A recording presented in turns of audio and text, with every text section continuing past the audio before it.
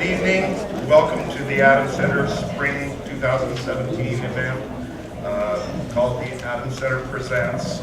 Tonight's talk is titled, "We Never Had a Chance, Capital Defendants in Context of Racist Fear." Our speaker is Paul Kaplan, a former capital crimes mitigation investigator from the California State Public Defender. He currently holds a doctoral degree in criminology, law, and society from the University of California, Irvine, and is an associate professor at San Diego State University School of Public Affairs, where he's been voted most influential faculty panel on 4 separate occasions by the school's undergraduate and graduate students. He's a prolific scholar with 3 book-length publications to his credit, including Murder Stories, Ideological Narratives in Capital Punishment, which was published in 2012, as well as an impressive list of peer-reviewed articles published in top-tier journals in the field, and the invited presentations, as well as invited presentations and public talks.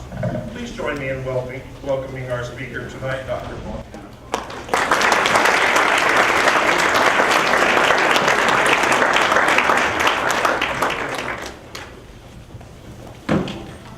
Well, good evening.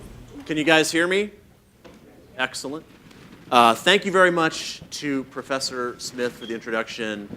I'd like to thank the Adams Center, Susquehanna University, Crystal Van Horn from the Department of Sociology and Anthropology, and you all for coming. It's great to see a nice full room, and it's really fun for me to be in the great state of Pennsylvania. I was born in Philadelphia, so I'm returning home in a sense to this part of the world, and it's great to be here. I'm going to talk about the death penalty in America tonight. I'm going to talk about some empirical facts about the death penalty in America, and I'm going to talk about some theories that can help us try to make sense of the use of the death penalty in America. And though all of that conversation, through this conversation, I'm going to attempt some sense of being upbeat, which is a little counterintuitive. Sort of no matter how you slice it, you can't be all that upbeat about the death penalty, right? It's kind of inherently a drag. You could make that argument. But I'm going to try to sort of have a bit of upbeat attitude about the death penalty anyway. And the reason for that is because I believe that if we can think about what I'll call the social history or the social histories of persons facing death sentences or executions in the United States, anywhere, but particularly in the United States, it can help us think about social problems, inequities in our country, and kind of be a path toward social justice. And even using those terms, I think, is a little bit, if not controversial, it gets people's attention when you say things like social justice. So I'm going to be very transparent and explain that this is normative. This is a normative argument about capital punishment. I am opposed to the death penalty. And I think I can be an empiricist, I can be a social scientist, I can talk about facts and also have a position on whether I think the government should use that kind of social policy.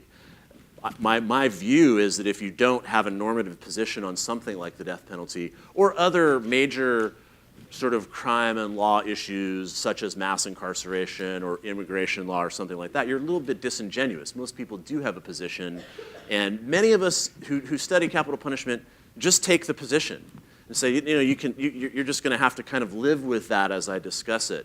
So it is a normative argument against the death penalty. Now, I'm not going to get into a big pro and con thing, and I'll actually try to discourage that from you in the Q&A session that will conclude this evening's conversation.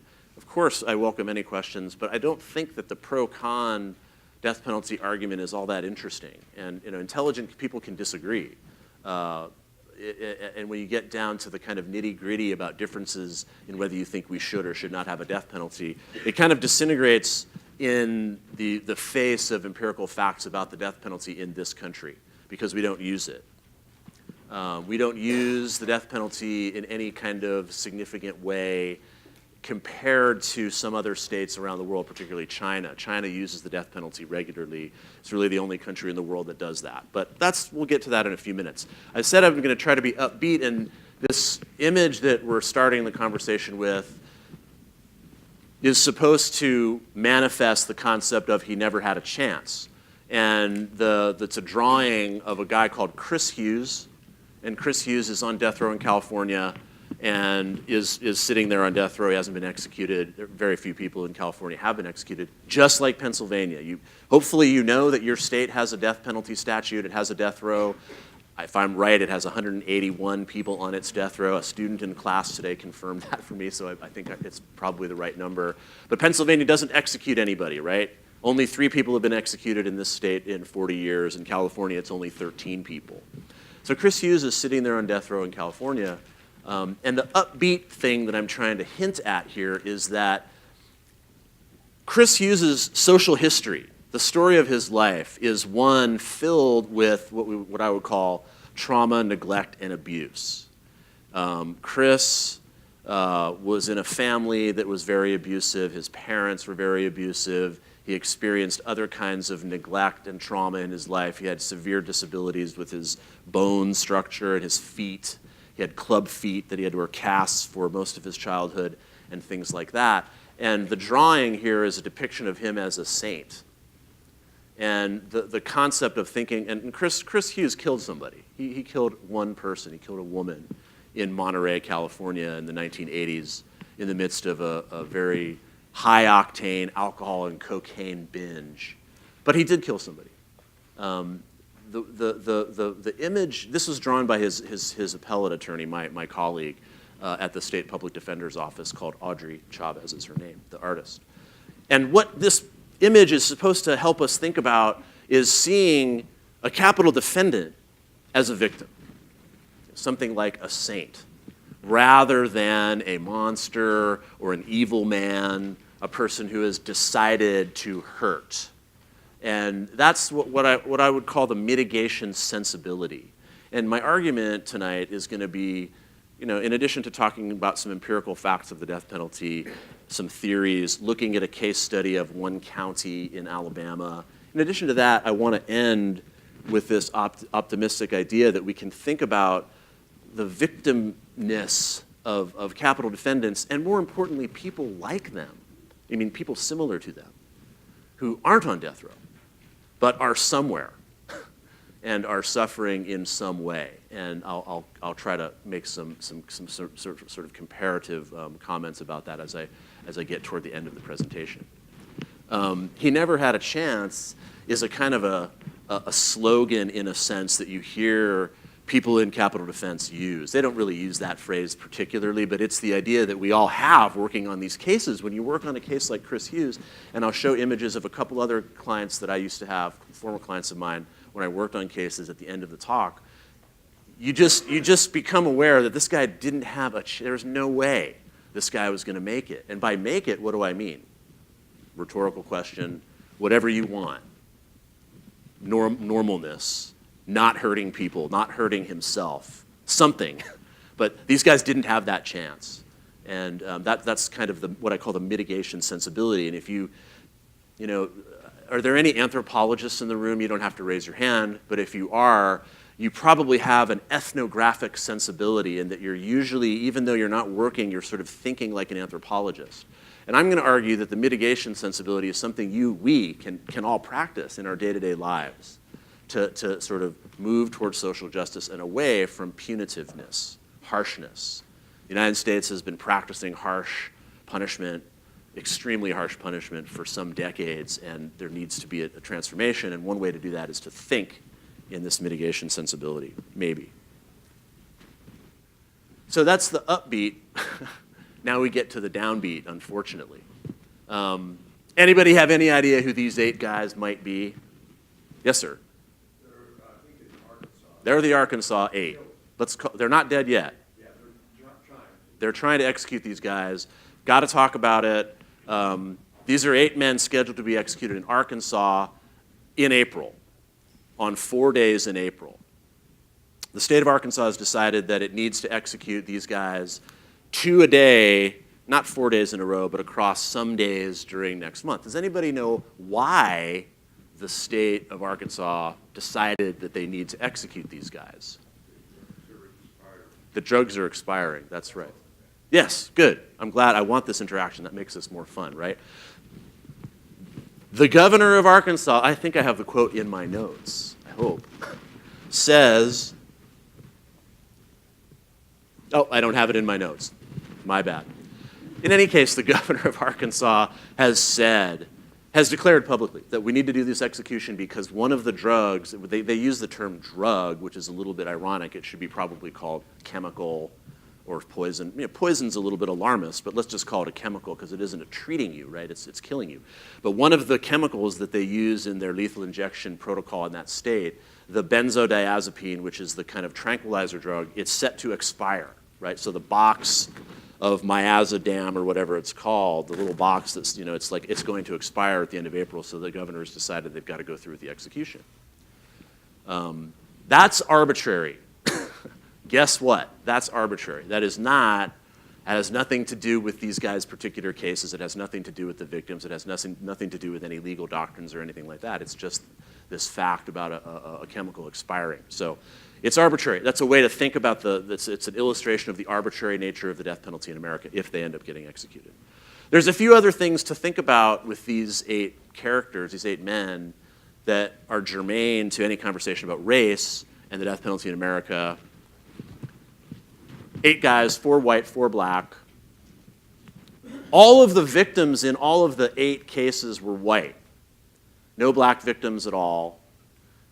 And for the 4 black men that are set to be executed in Arkansas, all the victims were white.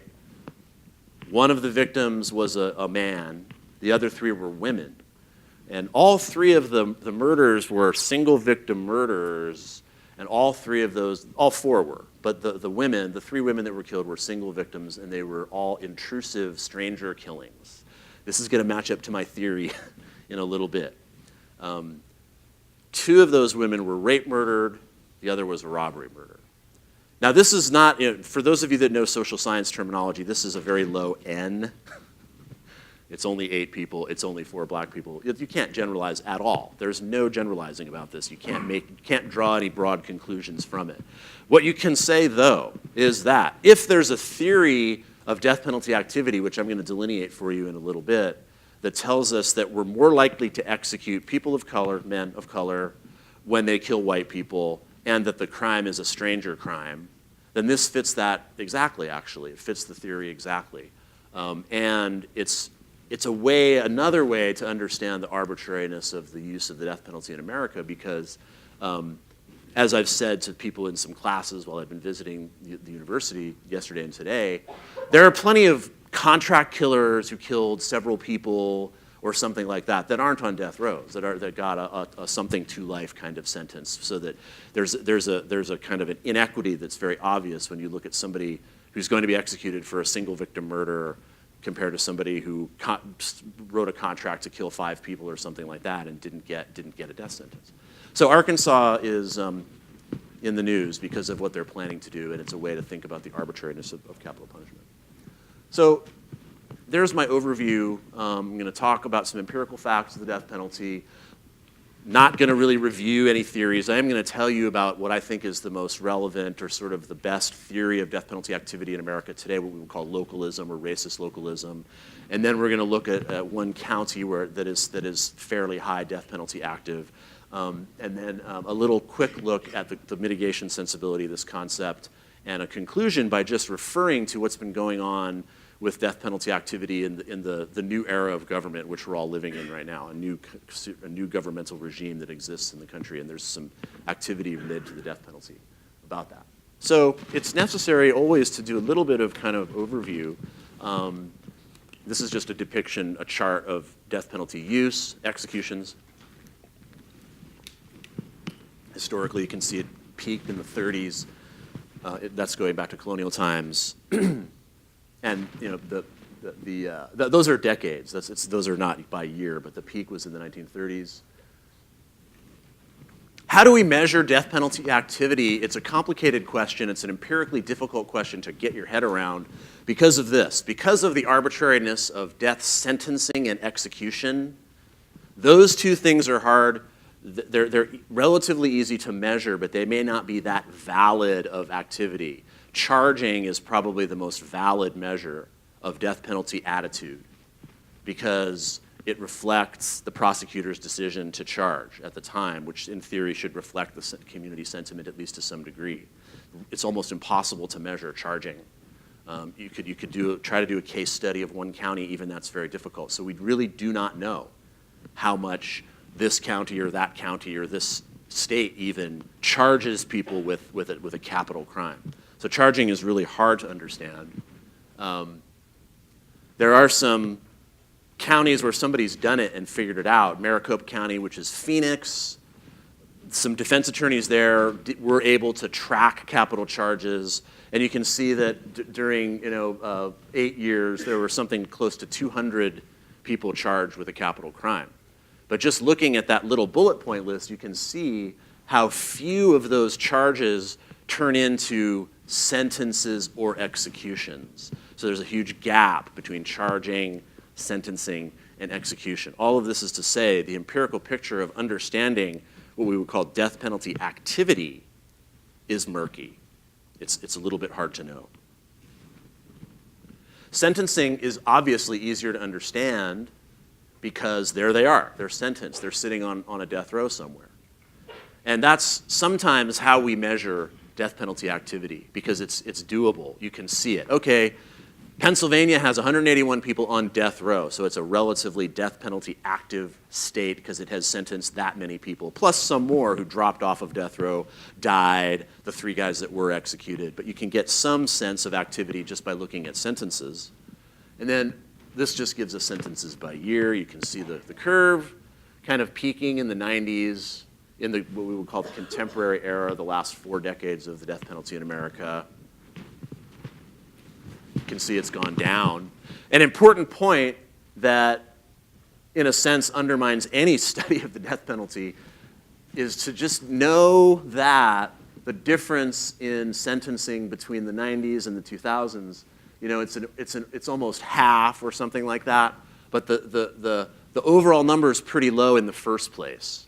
So the difference between 300 and 150 looks big on this bar graph, but when I show you how many people they execute in China, you'll recognize that even 300 at all isn't very many.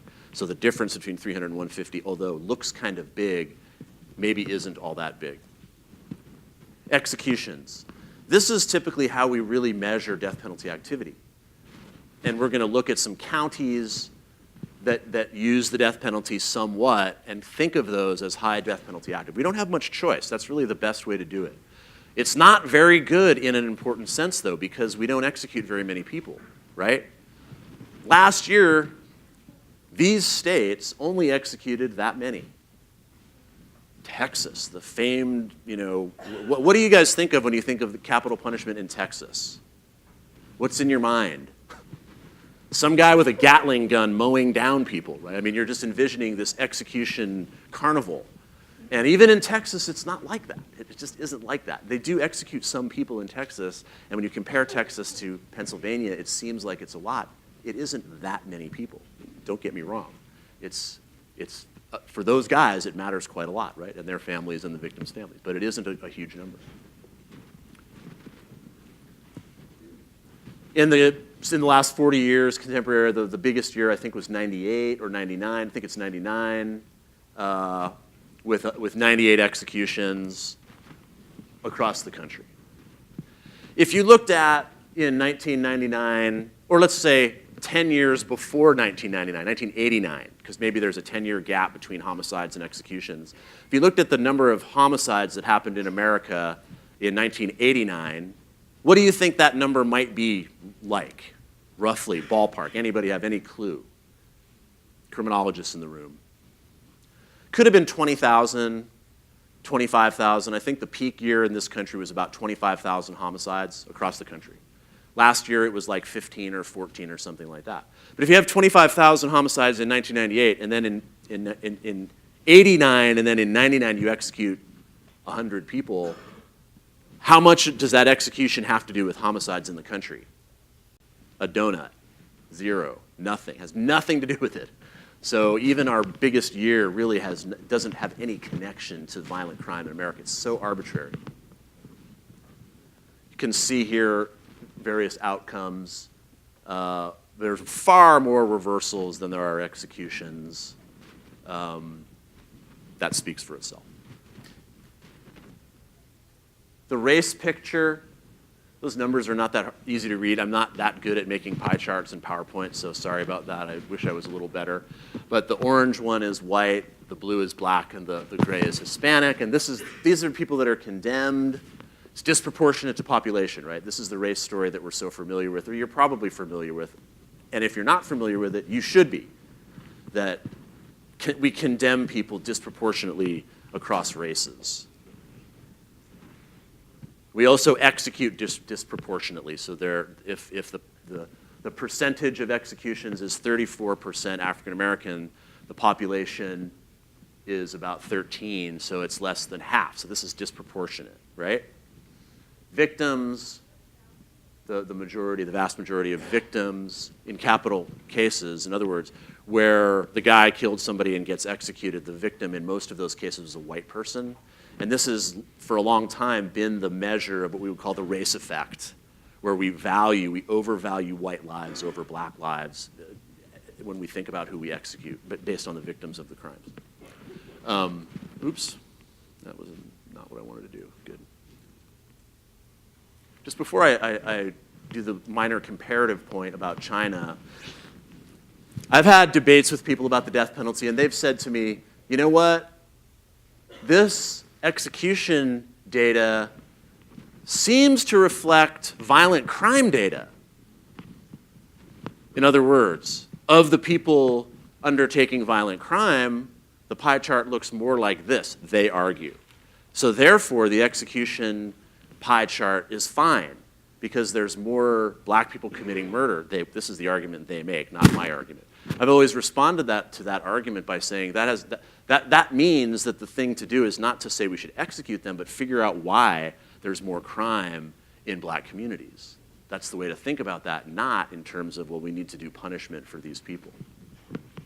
Okay, so now we have a little bit of a picture of what it looks like nationally in the United States. Here is an important comparative point that is almost never made in conversations about the death penalty. 95% of executions in the world take place in China. Almost all of them. Thousands of people. And I'm not talking about the Cultural Revolution in the middle part of the 20th century. I'm talking contemporary China. They use the death penalty in that country regularly, and thousands of people are executed. It's a state secret. Technically, it's a state secret, meaning that nobody really knows for sure. But the inferential work that organizations like Amnesty International and others have done lead analysts of comparative death penalty scholarship to think that up to something like 10 or even 15,000 a year are executed in China. And this is just lets us know that how we do it in the United States is very different. It's just very few people. We're much more like Japan. Japan has a death penalty. Japan executes a couple people a year. The biggest year they ever had was, I think, 15 people. And they were executing some people who'd done a terrorist attack by releasing sarin gas in the subway that killed some people in Tokyo. And so they executed a few people for that incident, but they don't execute very many people. It's just something to know, to be aware of, that you could have a death penalty system. I mean, I'm not advocating it, but if you wanted to have a death penalty system that deters people, do it like China. They execute people that didn't hurt anybody. They execute people in China. There was a guy that was the engineer responsible for a bridge that collapsed, and a train crashed off that bridge and people died. That guy got executed in China. There was a scandal over dog food that was sold to European states that turned out to be poisonous. The man in charge of the dog food factory got executed in China. This will deter you from screwing up your dog food, right? So if you want a death penalty that has its criminological or criminal justice meaning, do it like China. But we maybe in Arkansas they're going to try to do that, but we tend not to do that. All right. Another empirical story about the death penalty these days is it's shrinking considerably. Here's a bunch of states that have recently abolished the death penalty legislatively. That takes some cojones on the part of the legislators in those states, right? because you have to go up and say, hey man, I think we should not have the death penalty in our state. Not a typically popular position to take if you're an elected politician, but some of these legislators have done that in some of these states, and they've gotten rid of it in these states.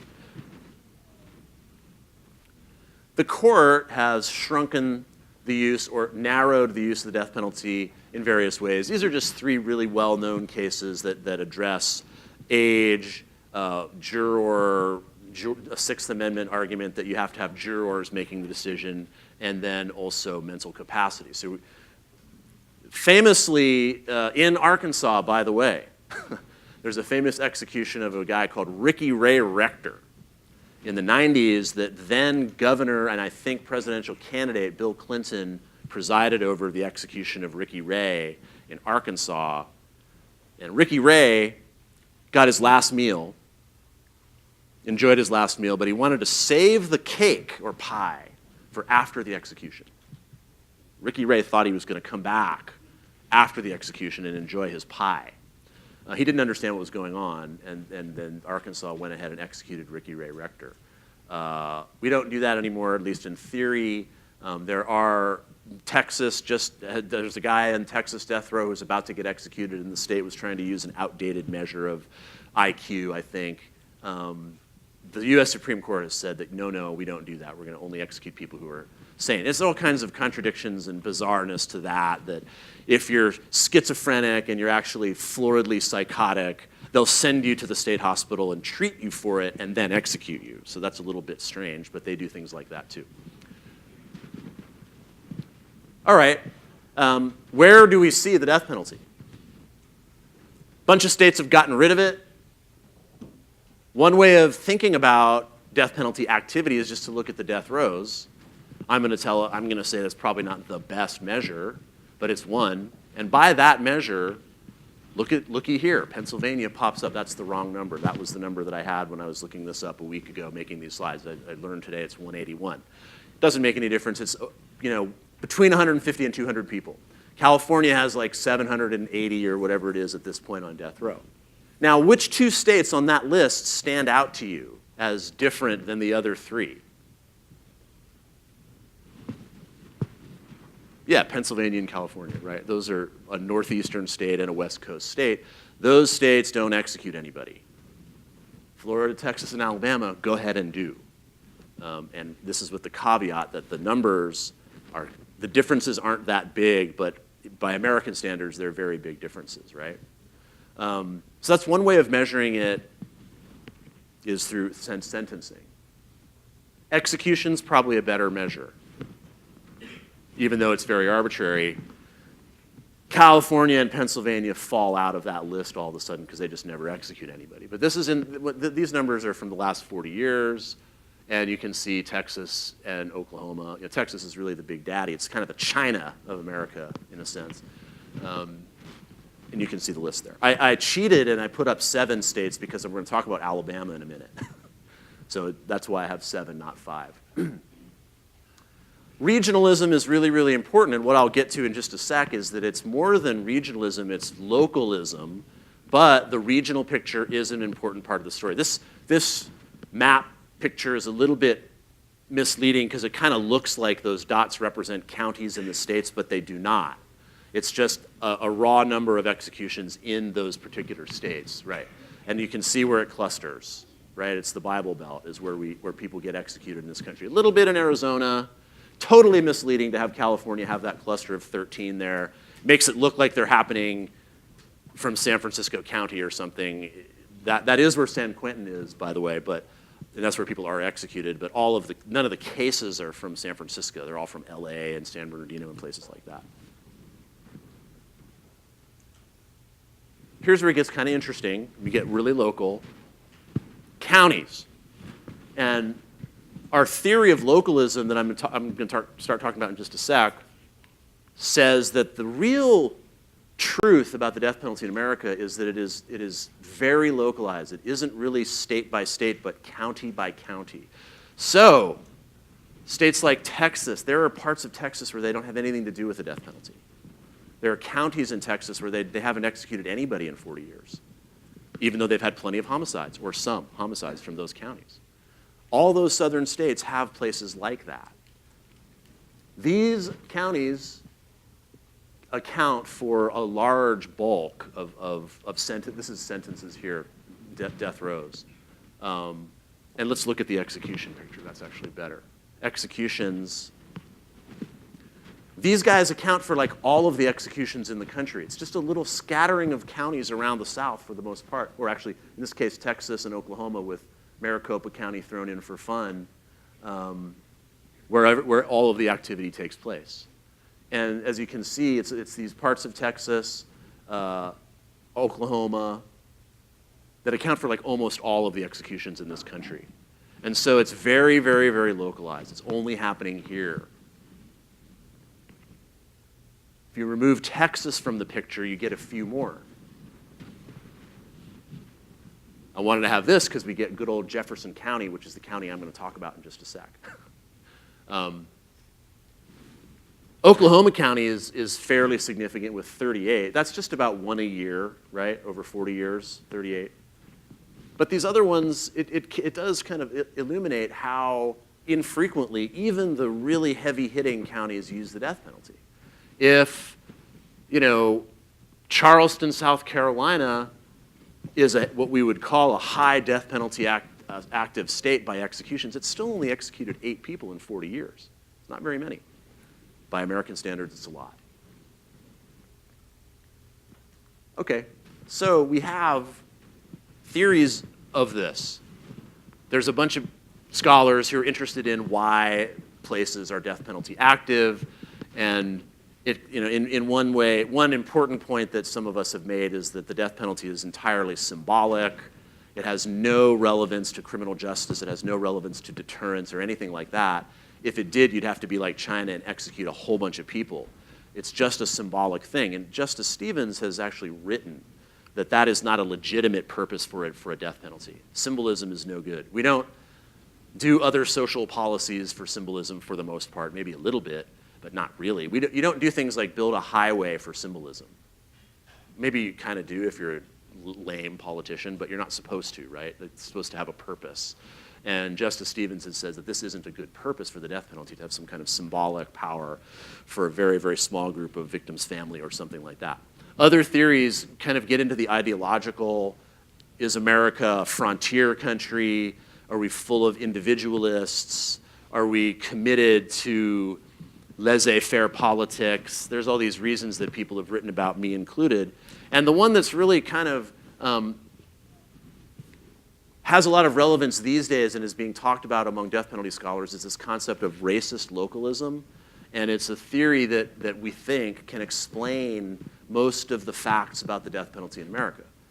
Why it's in the South, why it's racist, how it's broken, why it defers to victims' family, et cetera, et cetera. And this theory, we argue, some of us, that can help us understand death penalty activity. And the essence of this theory is this little equation here. The theory tells us that if you go to a county or a city in America and you find a lot of commitment to what we would call parochialism, or a kind of a preference for local traditional values, and that preference for local traditional values manifests itself in a fear of outsiders. That's parochialism. There's a whole paper on it that you can read if you want to, and you can get more details about what we think parochialism means. So if you have that, and you have a kind of libertarian commitment to things like low taxation, a kind of free market, individualistic ideologies and things like that. If you have these two ideological constellations brewing in a community, you're likely to see death penalty activity. That's the theory, okay? There's lots of ways you could go about analyzing this. You could look at one of these counties where there's a lot of death penalty activity and study its cultural history. So my colleagues and I have done that. We looked at Maricopa County, which is Phoenix, Arizona. We found, look, there's this legacy of fear of outsiders manifests through fear of immigrants and things like that, and a history of lynching and things like that. You could do it by studying the practices or what prosecutors say in those kinds of counties. And I have a colleague that has studied the prosecutors in Harris County, Texas, and Oklahoma County, Oklahoma. And these guys were kind of like cowboys, literally with a cowboy hat and a bow tie and a gun on their hip, running around manifesting these parochial values and kind of libertarian attitudes. There's lots of different ways you can do it, and the way I've done it in Alabama, or me and my colleagues have done it in Alabama, is to look at one county, the local polity, meaning the political system of that county. How does it operate? What's going on there that's driving or is related to death penalty activity? So my case study looks at something called judicial override. And judicial override in itself is kind of a scandal, because what it is a law, a statute that currently exists in Alabama and had existed in Florida also till recently, in which the judge in a capital trial has the authority to reverse the jury's recommendation of sentence. So in a capital case, you have two phases. It's called the guilt phase and the penalty phase. And the penalty phase is where, in every other state except Alabama, the jury sentences the person to life or death. Has to be a unanimous jury, 12 voting for one or the other. Alabama, the law says whatever the jury recommends, the judge can reverse it, or not. They don't have to, but they're authorized to. So that means if there's a 12-0 vote for death, the judge can give life, and vice versa. Everybody understand that? Everybody's got it? It's called jury override or judicial override, okay? I wanted to know how this was operating in the most death penalty active county in Alabama. So we studied this county, Jefferson County. But before that, let's look. Actually, I don't want you to see that yet. I want to ask you if you can picture, just guess, not to be, don't succumb to any northeastern prejudices you might have about the Bible Belt. But using your imagination, think to yourself, all right, Alabama tells its society that the judge can override the jury in either direction. Let's say there were 100 instances of this override. In which direction do you think most of them went? So I'll try to rephrase the question. Just imagine you're in Alabama and you want to know, there have been 100 cases where the jury said one thing and the judge said, nah, we're going to give the guy the other sentence. Which sentence do you think the judges were favoring? Life to death. Those prejudices may be true. Almost all of them are life to death. So in Alabama, there have been about 107 of these instances of judicial override, and 98 of those were from life to death. Some of those were unanimous life sentences, meaning 12 jurors said, yeah, what's your name? Elias. Let's say Elias is our defendant. Sorry, Elias, you can handle it. Really? Cool. Let's say Elias is our defendant. And you're the jury. This room is the jury. And the defense says, oh, poor Elias. They tell the mitigation sensibility. He ate lead paint when he was a kid and blah, blah, blah, blah, blah. It's poor Elias. The jury says, judge, you should give Elias life. All 12 of us think you should give life. The judge said no, death. So they've overturned unanimous jury decisions for life, and very few in the other direction. Part of that is probably just politics, because judges in Alabama are elected in partisan elections. So states have different ways of electing judges, and some it's very partisan. And I was told by a judge, where's the judge I was talking to? There he is, that Pennsylvania, it's partisan judicial elections with TV commercials and all that. That's how Alabama is too. And you've got guys, in the paper you can read quotes from a guy's TV commercial where he trots out his sort of like wall of heads, I've got 14 on the row in Alabama. They do that kind of thing. So it's partisan elections. It's probably accounting for some of it. Florida, it's less of a partisan situation, or it was, but there that's also quite, it's unbalanced in one direction, toward death. And when they wrote these laws in these states, one of the things that they wrote these laws in the 70s after the reinstatement of the death penalty.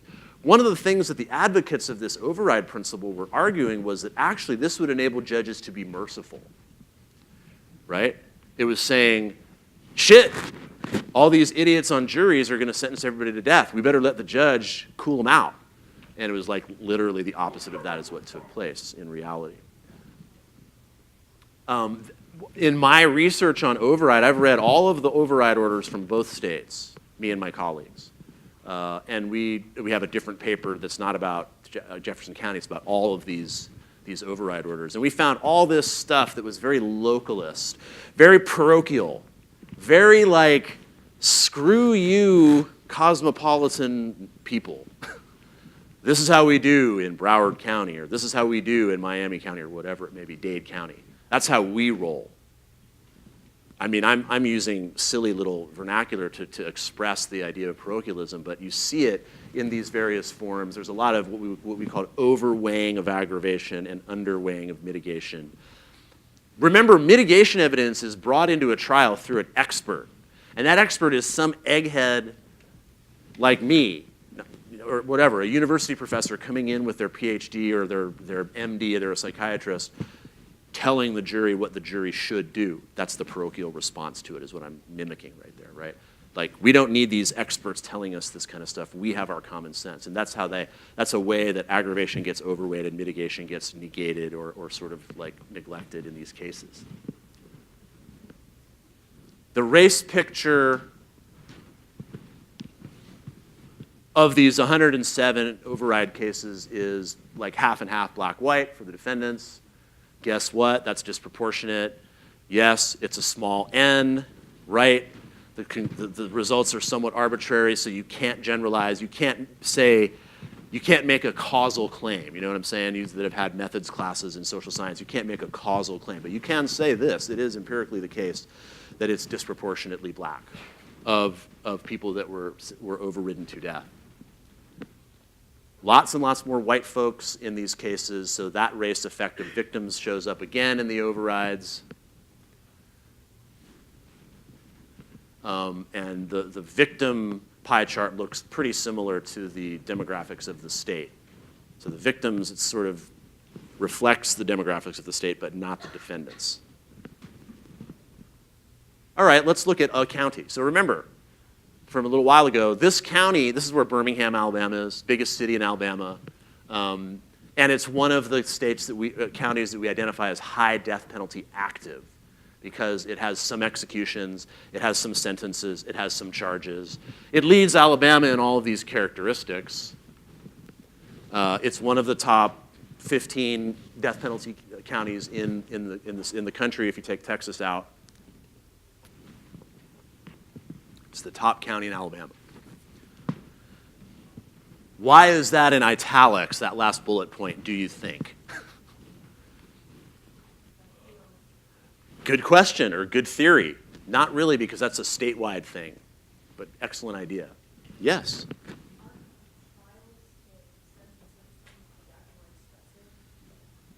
Yeah. Probably not enough to bankrupt the county, but that's true. Yeah.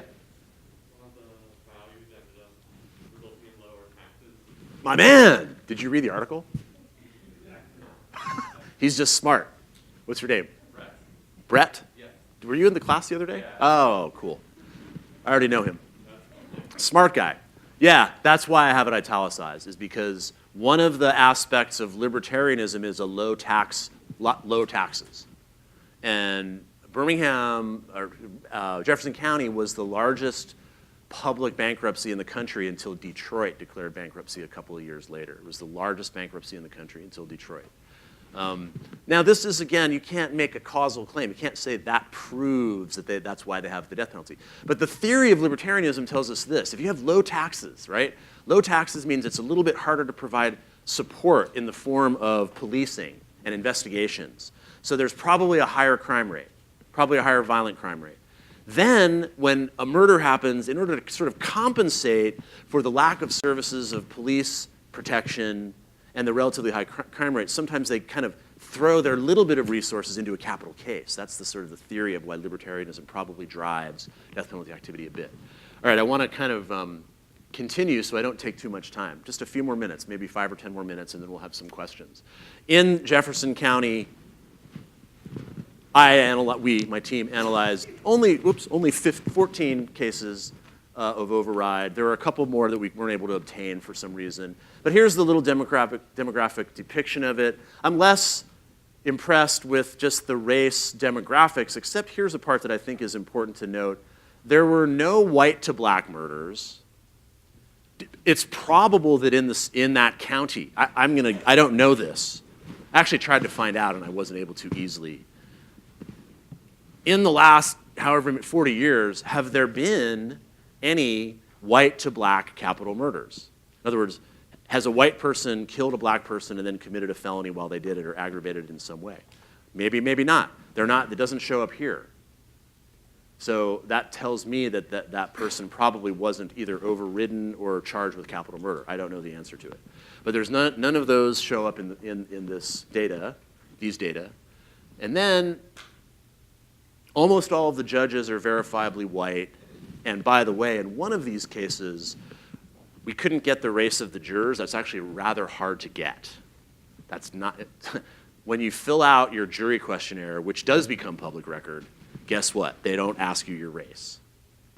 The only way you can get it is go talk to the defense attorney, who has to rely on impressions, perceived race, right? But using that very, very terrible method, we did discover that in one of these cases, the judge, a white judge, overrode a jury which had 11 black people on a 12-person jury and a black defendant. They overrode to death. It was a unanimous for life case. 12 jurors voted for life. 11 of them were black. The defendant was black. Judge was white. Judge overrode and gave the guy a death sentence. Totally anecdotal, but part of the story. You can, if you read the content of these override orders, it is true that they don't say much sometimes, or in many of them they don't say much, but there are what we might call traces or hints of race consciousness or racism, and this was probably the most notorious, was the judge just used this kind of what we would call like race-coded street language in describing the defendant and the people that he knew. I don't even know what these guys are laughing about. Maybe it refers to something funny. What are you guys laughing at? You don't want to say, do you? That's okay, you don't have to. In any case, this kind of language was used unironically by the judge, not in scare quotes, just kind of taking up the kind of language, this judge's perception of what we call like street lingo. It's what analysts of this kind of thing would say is it's coded, right, for race, right? It's coded racism. Some other ways to think about it, this quote from one of the orders describes more of a fear of outsiders. And one of the parts of the theory is this fear of people not from our parochial community. And in this case, the victim was killed on her front lawn, and the quote just kind of delineates that sense that that's a sacred space. And it's very understandable. Nobody thinks that people should be killed on their front lawn.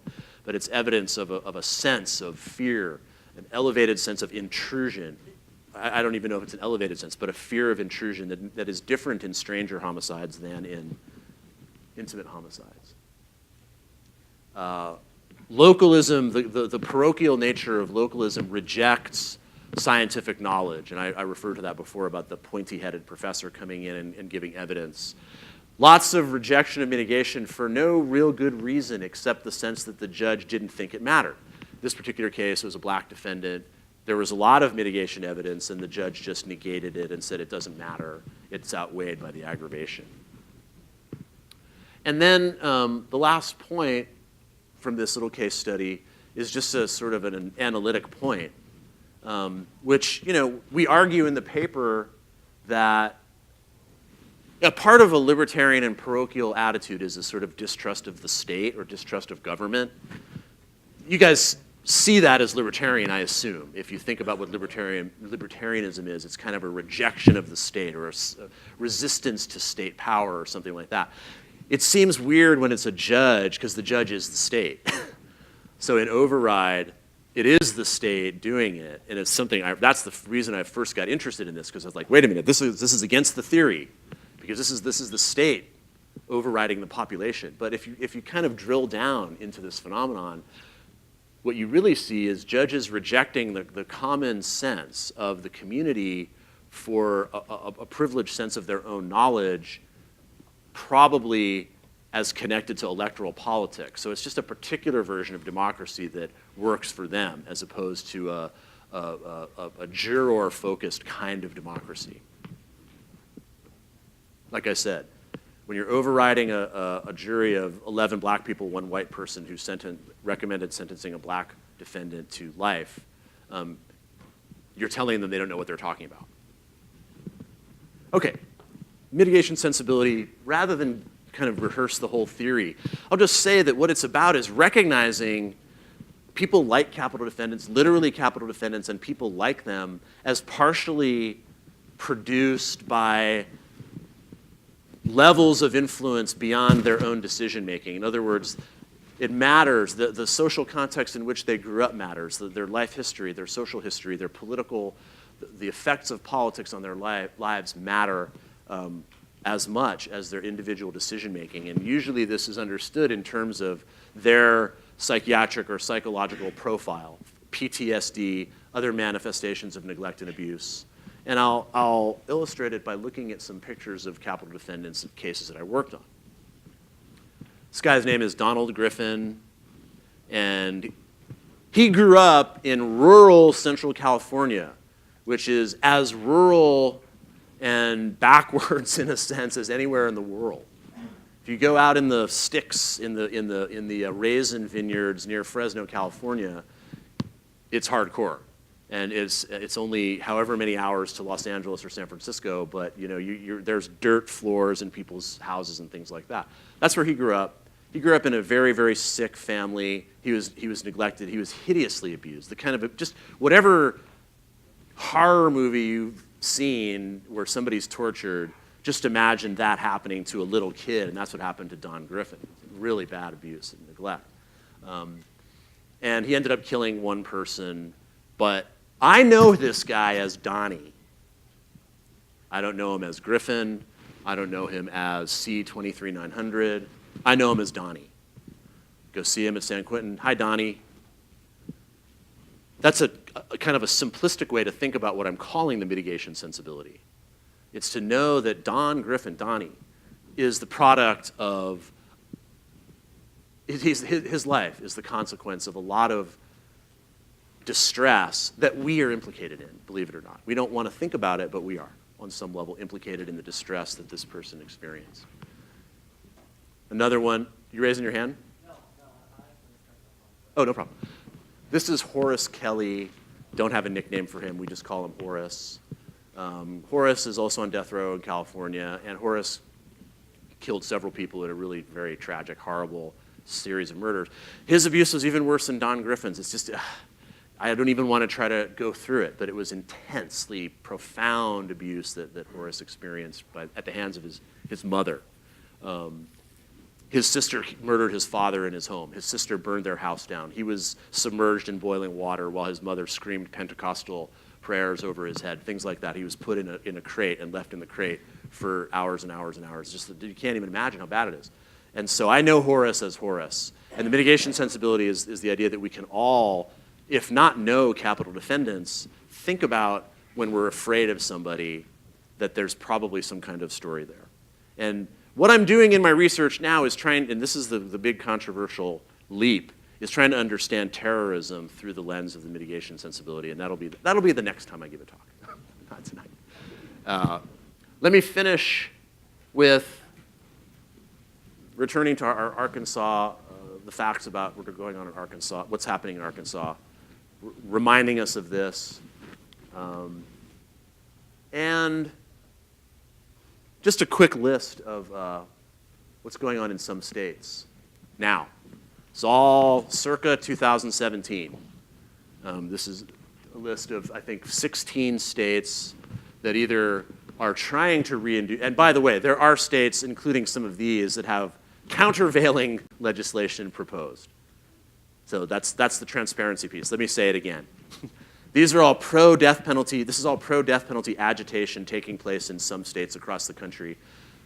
Concomitantly, there is some anti-death penalty movement occurring at the same time. But this is what's going on right now. Either attempting to reconfigure the death penalty or to reintroduce it in some states. All right. Hierarchy of execution. Oh, good question. Professor Smith asked about Oklahoma's interest in creating a hierarchy of execution methods. Glad you asked. All the states that use lethal injection, which is all the states that execute, are bummed out because they can't get the chemicals to execute people. So what they're introducing in that state is a statutory list of preferences for execution. Number 1, lethal injection. Oh shit, we don't have any midazolam. What's the next one on the list? Firing squad. Okay, we can go ahead and do it. Oh, no bullets. The bullet company won't sell us bullets anymore. Shit, let's gas them. So that's what they're doing. They're writing a list of a hierarchy in case one is not available. I'll just make a comment about lethal injection very quickly to finish this presentation. People that worked on capital cases or work on them or study it obviously develop a gallows humor. I mean, it just happens to us. We laugh about hideous things. We can't help it. It's human nature. My favorite lethal injection story is that in Texas, when they ran out of their chemical to execute somebody at Huntsville, somebody at that prison, there's an email trail of this, emailed somebody, I think in Oklahoma, and asked, can you please send us your stash of midazolam or whatever it was? We ran out. Shit, can you please send it? They sent it. They emailed back, thanks, you're a real lifesaver. This is totally true. It would be great if it was apocryphal. I would take credit for thinking it up, but it's actually true. All right, that's all I got. Thank you very much. Appreciate it.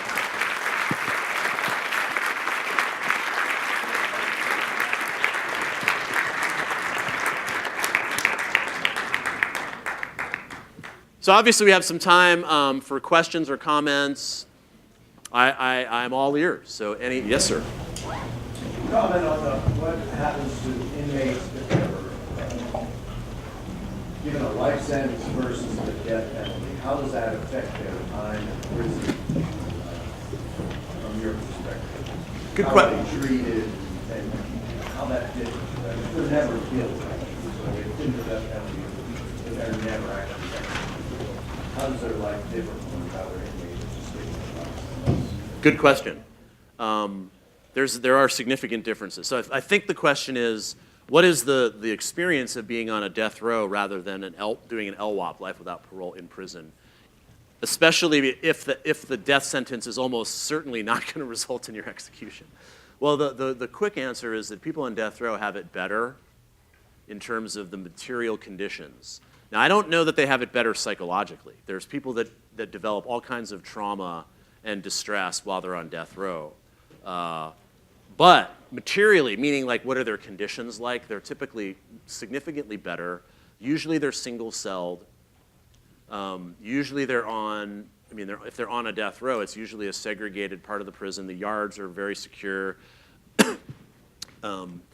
They get, it's sort of ironically preferential treatment of all kinds. The guards tend to be a little bit nicer because it's sort of ridiculous. They're sort of freaked out, right? It's not. This is it's Richard Ramirez in California, who's the guy that drew a pentagram on his palm and grinned at his victims in trial.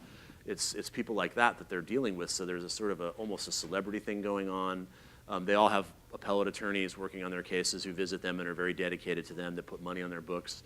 One of the things that you do if you work on a death penalty trial or post-conviction, I guess more significantly or more commonly, is you put money on their books. It's just part of what you do. I did it all the time when I worked on cases. My own money, not my salary. It came from my salary, but it wasn't part of our budget. But you put stamps or whatever on the guy's books, and they get that kind of treatment that you don't get if you're just doing an LWOP. Is that what you're interested in knowing? Yeah. I think psychically or psychologically, there's, I don't think either of those sentences is very easy to live with. I think the research on long-term confinement tells us that people adapt to long-term confinement, and lifers tend to be the most stable people in prisons. They get old. It's pretty hard to be a tough guy when you're, no diss to the 70-year-old tough guys in the room, but it does get a little harder to be a tough guy when you're, a septuagenarian or something like that. So there's that aspect of it. Yeah, I mean, I think psychologically, all you got to do, if you're interested in execution and death penalty, there's a great documentary called Into the Abyss by Werner Herzog. And Werner Herzog, the great German documentarian, spends some time with a couple guys, one of whom is condemned. And he hangs out with this guy in the days preceding his execution. He interviews him as close as 4 days before the guy does get executed. And it's a little intense to listen to a guy who's got 4 days in front of him. So I think once you get an execution date, it gets a little hairy. But when you're just sitting on the road in California or Pennsylvania, it's a little better, at least materially. Good, I like that comment. She's like, are we out? Is it wine o'clock yet or milk o'clock yet over here? Yeah. My question is, how can we explain the anomaly of New Mexico versus Arizona and Texas as a border state with two of the most infamous states for capital punishment? It's a good question. I think New Mexico doesn't have a Phoenix sitting inside of it. I think the biggest city in New Mexico is Albuquerque, which if you've seen Breaking Bad, which you should have seen. If you haven't seen Breaking Bad, shame on you. Yeah, I mean, I think New Mexico has its share of big city crime and certainly lots of immigration problems, or it's an issue in that state. I don't think it has a Phoenix sitting in the middle of it. If you took Phoenix out of Arizona, then you have Tucson and Albuquerque that are probably pretty similar, fairly similar, and it might be different. I think that's probably the best way of understanding, because Phoenix is pretty big. It's bigger than people remember, I think. That's my best answer. I guess part of your question reveals how hard it is to make any generalizations. It's tough, because then you start thinking to yourself, well, that maybe it's Phoenix, but that's not the best. Who knows? There could be any. It could be arbitrary. In other words, it could be for some reason the legislature in that state coalesced at a certain time that was just there's no way to predict why that happened. I don't know. My best guess is the presence of Phoenix. Yes. People with special disabilities get life sentences. We don't get executed. That's true.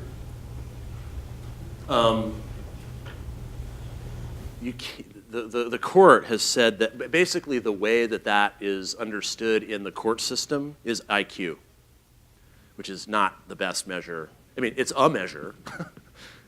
It's a measure of a person's consciousness. I mean, why does the court give a shit about that? Excuse my language, I can't help it. But why does the court care?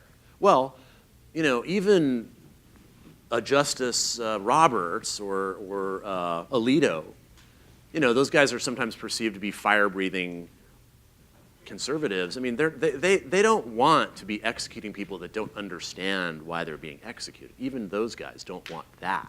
So that's the theory, right? It's like, we don't. I was having a wonderful conversation with a geographer. Where is the geographer I was talking with earlier? There she is. Great conversation with a geographer who studies animals and these kind of parallels between prisons and zoos and stuff like that. And I said, we don't execute tigers. We used to. In ecclesiastical times, we had trials for animals that misbehaved. Yes, we had trials for animals. Like Wiggly the pig would come in and, the judge would say, Wiggly, you stole the eggs, you fucker. And then they would, the best way to get a laugh is just throw an F-bomb in there. Anyway, Wiggly would then get executed because he stole the eggs. We don't do that anymore, but the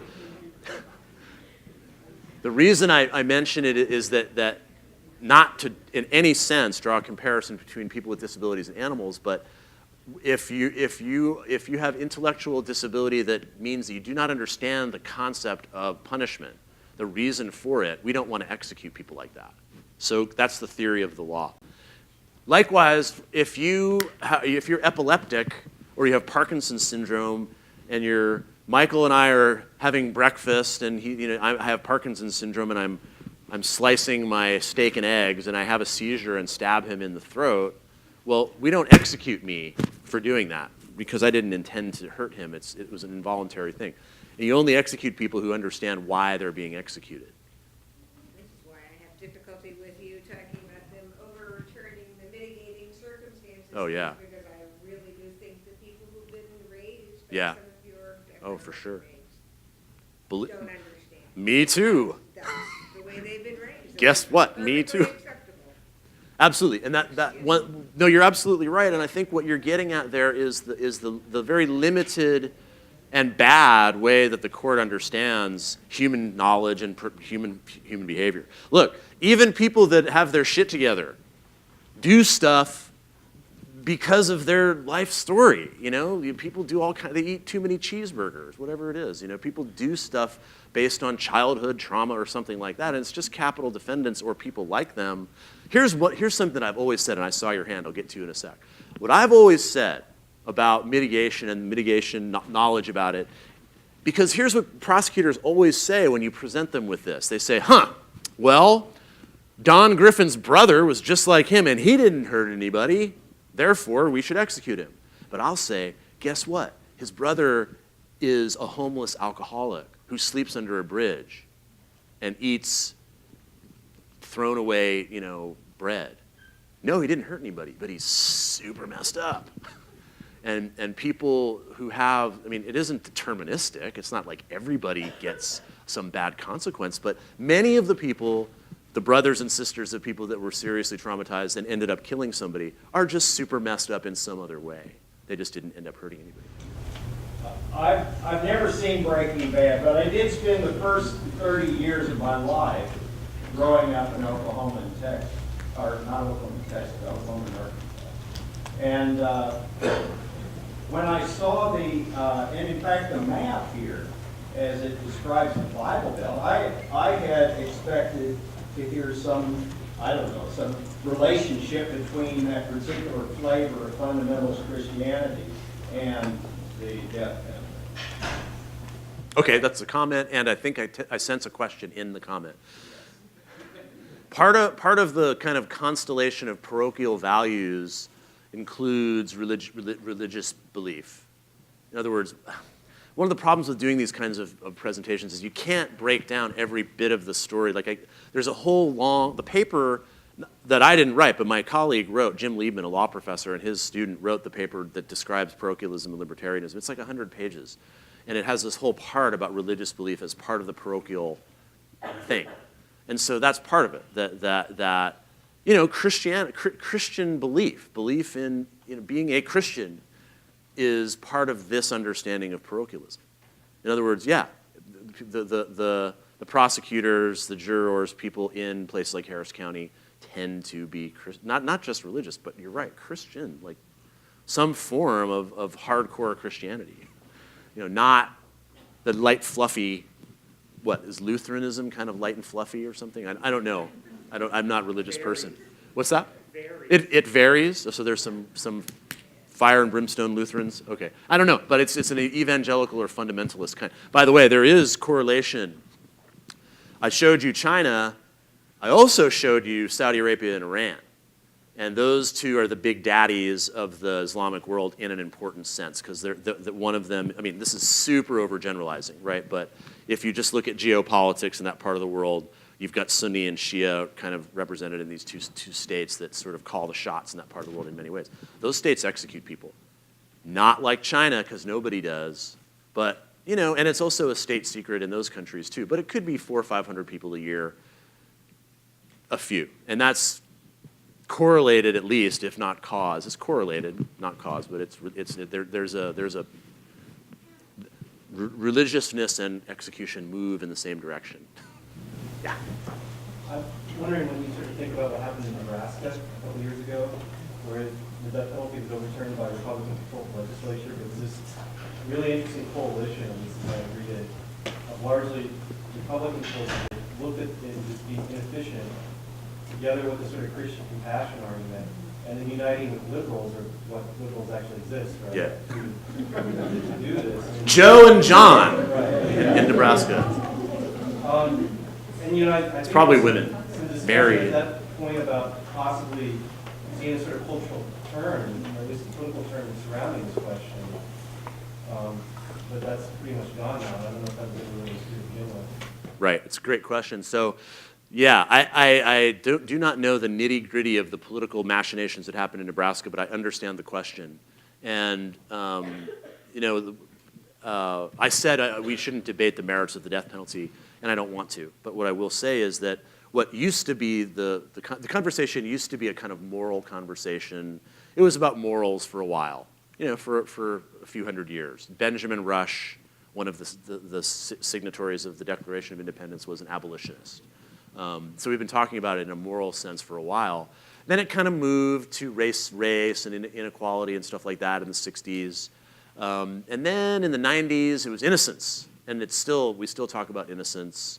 We didn't talk about, now that's something conspicuous. I didn't say one word about innocence in a death penalty talk. That's shocking, isn't it? Because everybody's really concerned about innocence for good reason. Innocence was the kind of touchstone for a little stretch of time. What is it now when people argue about the death penalty? What's that? I know that in my country, if the family of the victim says no for the killing, they don't kill the killer. Is this same here in the United States? Absolutely not. I want to comment on that, but let me answer his question first about the current debate is around efficiency and cost. And in states that we've seen legislative action, this has been a way to talk about it. Now, my own wonderful state of California, which I love, you know, it's great. We blew it the last election because there was a proposition to abolish the death penalty in California based on the efficiency principle, the cost and efficiency. So you're right that conservatives have said, this is stupid. Why are we doing this? We're not executing anybody. We've got these people sitting on death row forever in a single cell with a TV and a damn lawyer, and we're paying that lawyer. How much do lawyers make, man? They make a lot of money. We've got hundreds and hundreds of lawyers in California, and all they do is represent people on death row. So yeah, conservative politicians and old school liberals have there's been a coalition to try to abolish the death penalty in various places, and it has been successful in some and not in others. It's a kind of a smart argument, but you know, I mean, this is something that I say to my classes, and they get real scandalized about. Is that a storm outside? I was like, what's all that? I thought it was like a dance party was starting out there. It was lightning. I was going to say democracy is kind of a bad thing sometimes when you have too much of it and you let the idiots like regular citizens vote on stuff. Just kidding. But in California, we have the proposition system, and it was put to the voters like, hey, man, you've only executed 13 people in 40 years, and you're spending billions of dollars on this broken institution. Why don't we just give them life? California voters said, nah, I like it. I like having it, even though we don't use it. It's nice to have. So we blew it. But in Nebraska, I think I was talking to my geographer friend, and she was telling me that the governor screwed it up. He overturned it, and he was in turn in response to the legislature. And then, so he then put up a popular referendum. Right. And the people voted to Which he funded. Which he funded, yeah. Yeah, I mean, democracy is a funny thing in this country. Are there any Germans? Do we have any people from Germany or Scandinavia or anything? Oh, those guys they do a great democracy. Guess what? It's democracy there. But they don't have things like referendums and propositions in those countries. They have a nice, fat, thick, technocratic and bureaucratic level of policy makers in those countries. They just don't have these problems. We're dumb enough in America to let any old person write a proposition. I'm being facetious, but we're very hyper-democratic in this country, and sometimes it results in these bizarre situations like the state of Nebraska.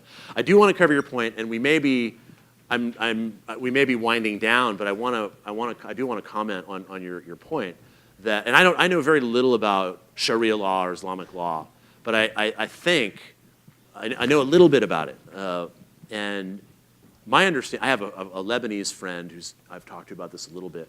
I think a value that exists in Sharia systems is there's not the same sense of the state being this state thing like it is in the West. There's almost a paternalistic nature in the sense that the victim's considerations will be taken seriously by the judge.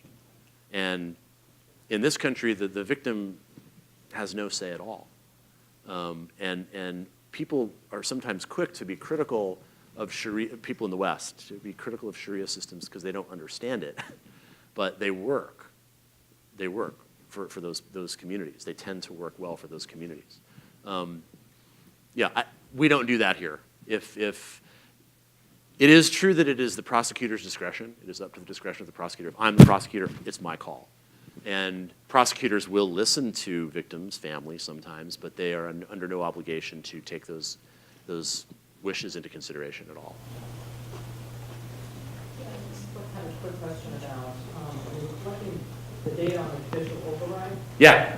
did you find, or were you able to tell if those juries tend to sentence life more because they're, I mean, I don't know if they're aware of the whole judicial override, but if it's really public knowledge or what, but I'm just wondering if there was any kind of sense that if that doesn't exist, there's more death penalty. Yeah, I don't know, because we didn't talk to any of them. It would be great to go talk to the jurors and find out. I don't know the answer. You could try to figure it out by surveying jurors or something like that in Alabama, or just going and interviewing them, but I don't know. My intuition tells me, because this is true of most people about any criminal case, unless you're already interested in it for some reason, you don't know shit about it until you show up and you're a juror. In fact, most people don't want to be a juror. I find that sad. I would love to be a juror. I won't say I'd kill to be a juror, because I wouldn't, but I've always wanted to be a juror, and I get kicked off every time I go to be a juror. But I don't think they know in Alabama. They probably don't know. Okay, guys, thank you so much. That was great. I really appreciate it.